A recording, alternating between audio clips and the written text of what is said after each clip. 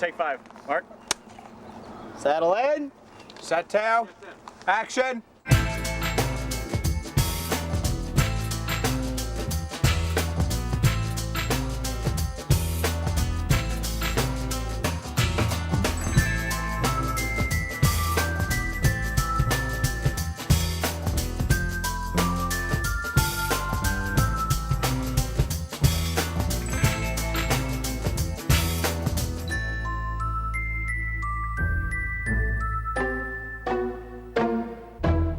When I put the script together, I saw the style as being a modern-day period piece.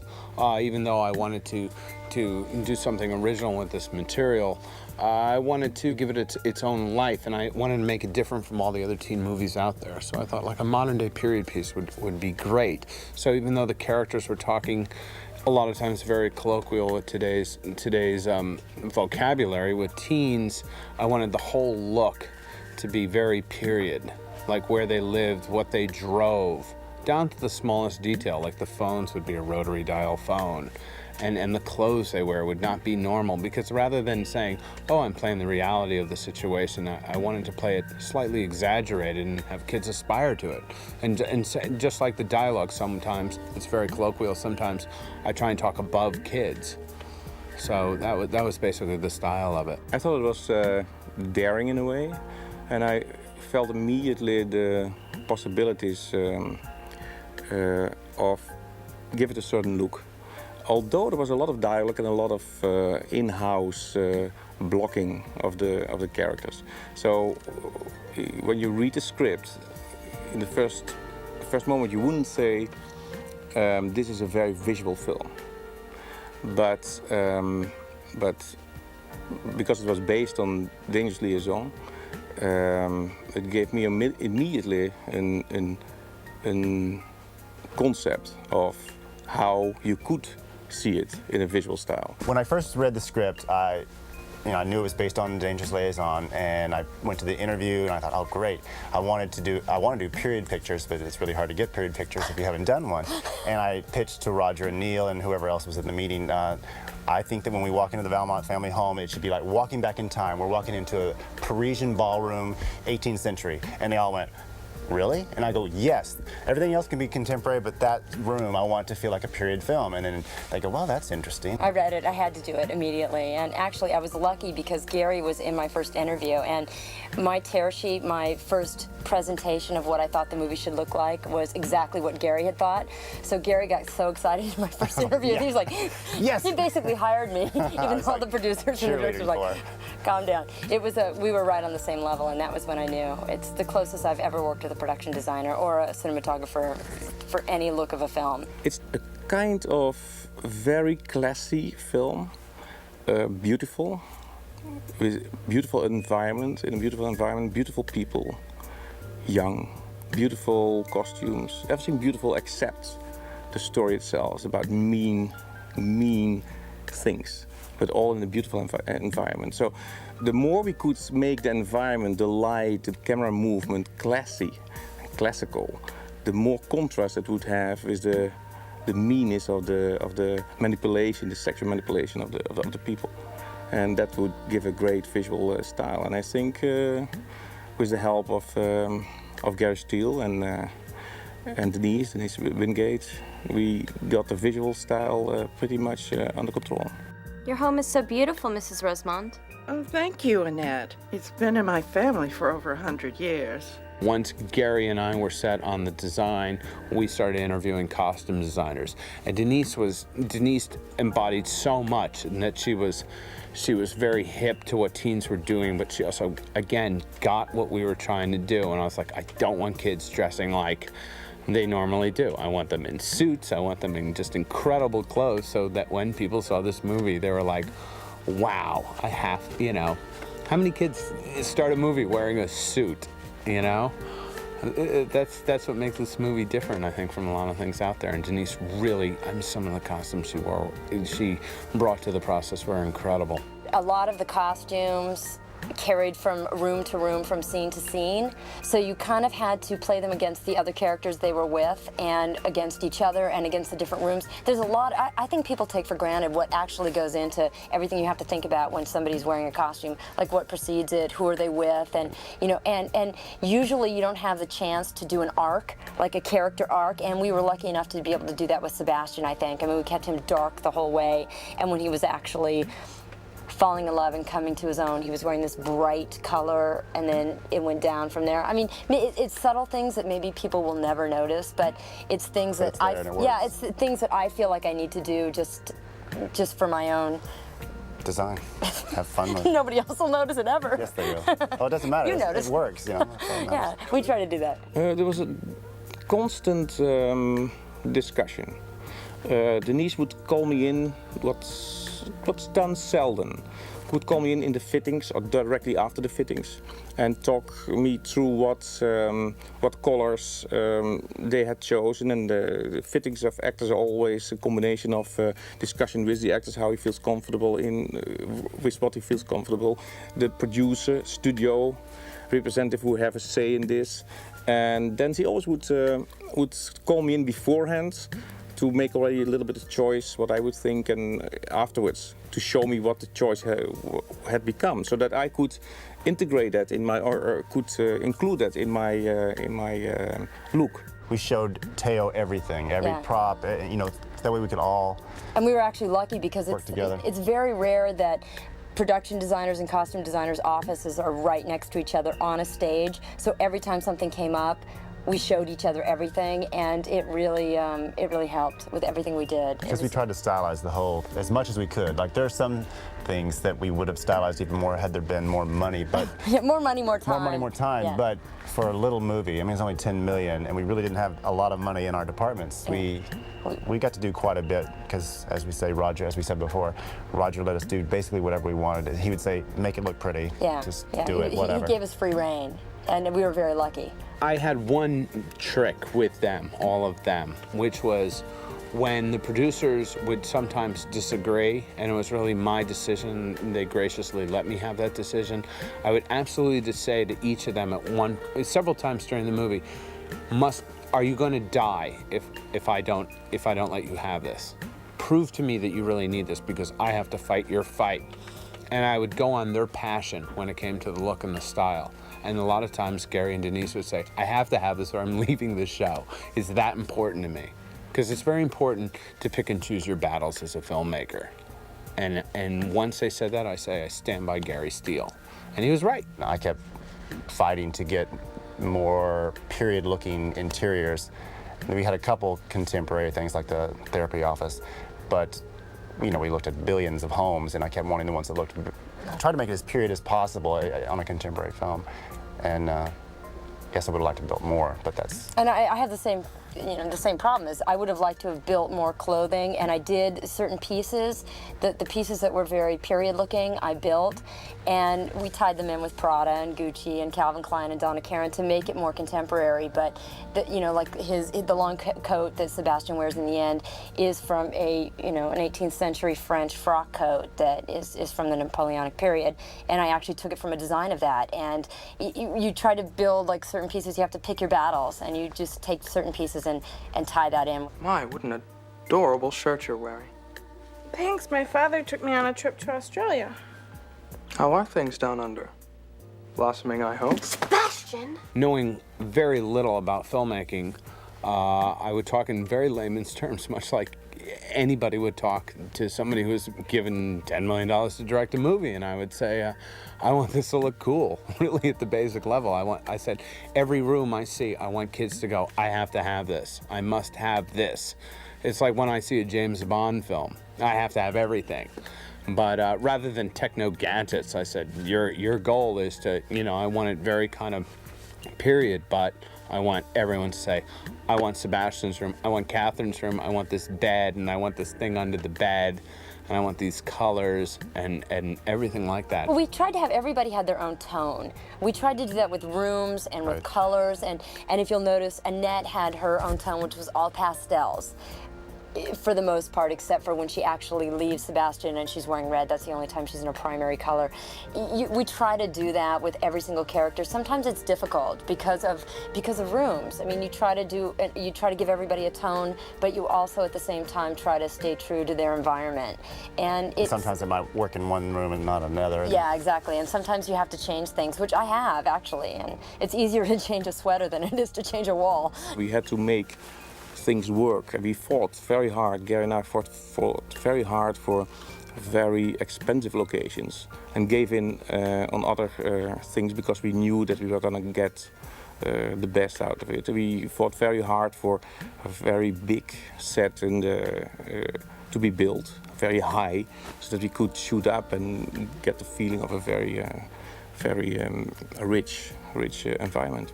We knew we were going to build something, and that was going to be the living room and the 2 bedrooms and the hallway, because so much time was going to be spent in those rooms. And honestly, I said, make it look opulent, make it look decadent and rich, and no kid stuff in the rooms. And we talked briefly, and he said, I want these colors to just pop out. The blue room was very cold. That's what her character was. We called her the Ice Princess and tried to make it very cold and sterile. And in his room, we wanted it to be much more warm. He's intellectual, he reads a lot. And, the walls, of course, are much darker and rich. And as we said before, everything, we tried to make it very decadent.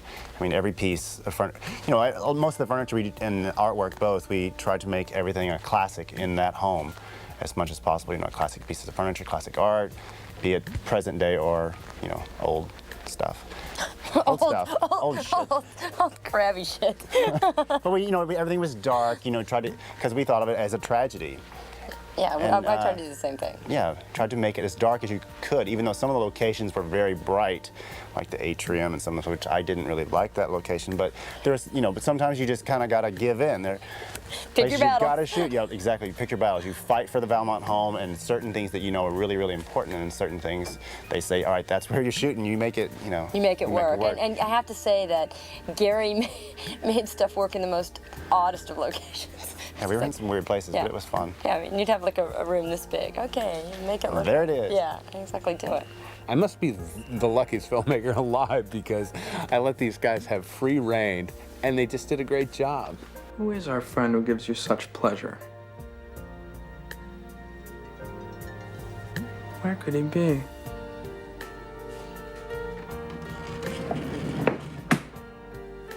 Hi.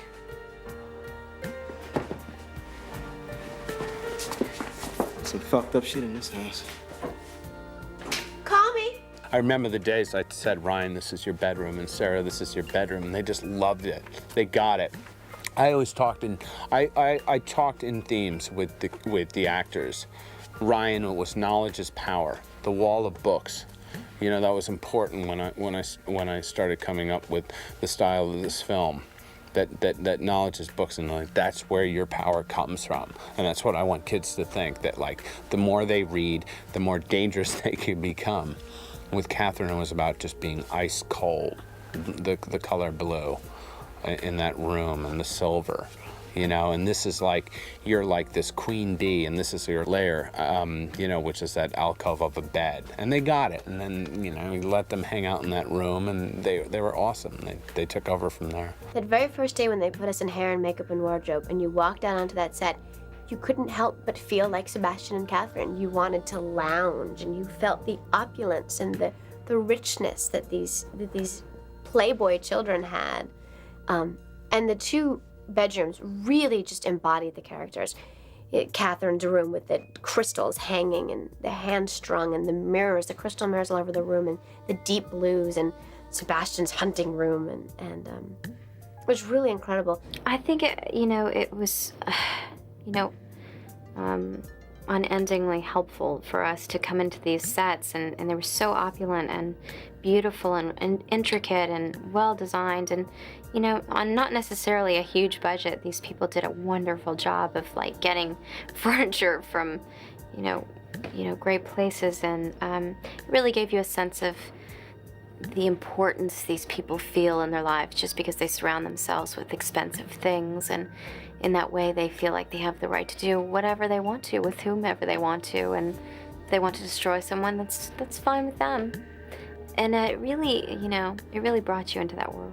We rehearsed in Roger's house, and I was very thankful to get to a set that was, you know, just, it was just such a lush, you know, luscious movie in every way, and I really thought that they did amazing work, you know, with all the details. What impressed me the most was the actual, like, our bedrooms and the Valmont living room. It completely enhances the movie and your performance when you walk into this room that already has character and history and strength. And to me, Theo van der Sande shot the movie like Remains of the Day, like, you know, a Merchant Ivory film. It's got that look that I think, you know, elevates the film. When something looks so well crafted, you know, the way I feel like this movie does, it's sort of, it does take you away to a different place, you know. Theo is my film teacher. Neil Moritz, the producer of the film, said, Theo read the script and wanted to do it, and he said, don't even look. You're lucky to have him. And you know, you go through this process when you're a first-time director. No, I want to look at a bunch of people. And I was like, I knew nothing what I was talking about. I met Theo. He was so intelligent. I was terrified. I was so insecure when I met him. He's so brilliant. I mean, you look at this movie, and this is, again, a $10 million movie, and it looks great because of Gary Steele, Denise Wingate, and Theo van der Sande. And Theo taught me everything I know now about filmmaking, shot listing, how to correctly block a scene, the look of the film. I learned everything from Theo. He is a mentor to me. I showed him several films to show him what you could do with a camera. And after halfway the first meeting, he said, Theo, you know, you saved me $40,000. I said, why is that? I said, I don't have to go to the AFI. He said, I don't have to go. I mean, in this week already, I have so much, I get so much to learn. He says, yeah, you cost me $40,000. I said to him, plus what I give in to do the film, because it was a low-budget film and it was independent in the beginning. Of course, it became a studio film, but it was independent in the beginning, and I liked it, so that's what my choice is. My choice is, when I like it, I do it. Movies that influenced me were like The Graduate, and certain ways that Mike Nichols framed his shots were really important to me, and I didn't want to just do, you know, medium shot, close, and just have it look like a TV show or a bad movie. And Theo responded to that, and Theo and I had a staple of films in which we looked at, you know, one being Theo said, look at Bertolucci's A Conformist, which, you know, I was like, oh, okay. And it was amazing. You learned so much about filmmaking from that one film. And Visconti films The Damned and Death in Venice, and Theo is an encyclopedia of these foreign films, and they were very influential in looking at the style and the colors and what he was trying to do, because I didn't have the vocabulary to talk properly as a director to a director of photography. So we talk in terms of movies, and I say, I like this, I like that, I like this from that movie, and he would process my layman's way of speaking and say, oh, I understand what he's saying.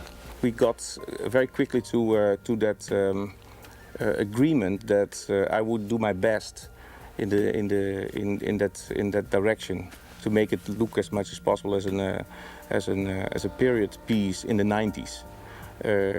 And we went from there, and he respected a lot my input, and that was pretty big. Well, let me tell you something. People don't change overnight. You and I are two of a kind. At least I have the guts to admit it. I'm really proud that the fact that really what I set out to do when I wrote this thing, I had a great relationship with all the people involved, the cast and the crew. We still get along, you know, we still talk, we want to work again. And it's really about the relationships, and I'm just not a filmmaker. It's like, this is my vision, and I have to have it. These people are great at their job, and what I'm most proud of myself is, like, I'm able to say yes, no, yes, but let them really create. I'm most proud of our collaboration, I have to say, because I have never worked more closely with a cinematographer, a production designer, or a director where we actually sat down and every day went over things, and that's what I'm most proud of. I think it's it's one of my most beautiful stuff that I did in the States. In Europe, I was, in fact, more or less an expert in period films. When I got here and I did Miracle Mile and Crossing the Land Sea and Wayne's World, and because I want to have a variety, I lost the contact with beautiful films. And I saw immediately in the script, and when Roger agreed to the possibility to make it a beautiful film. We had a blast. We had a blast. It was a lot of fun. You know, you do It's enough fun to of work it. with creative, crazy people, you know. You're supposed to have a good time. What is it we say, that you have to laugh at least 2-3 times a day, or why bother? And we did. We laughed a lot. I'm glad I had the support of Neil and Heather and Columbia Pictures and Amy Pascal, who let me have free reign pretty much. And when they involved themselves in the process, 90% of the time they were right. And I'm proud of the fact that as a director, I'm able to decipher that. And I'm able to say, I don't say, oh, you're wrong and this is my vision and it's my film. That I'm like, I allow people into the collaborative process. And I'm always saying, that's a better idea than what I had. Great, we'll use it. It's my name on the film.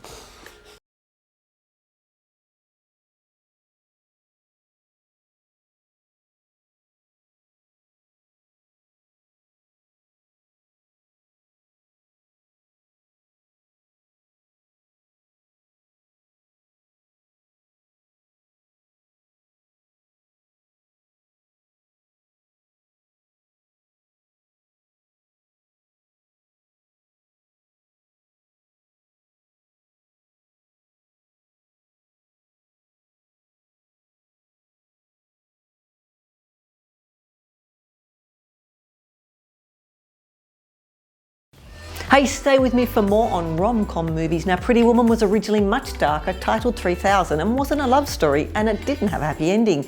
Instead of a rom-com about two very different people finding love, it was a grittier tale about two damaged individuals who spend a week together that ends in tears and zero hope for a balcony set reunion. Now click here below to subscribe and tap the bell to always receive the latest trailers.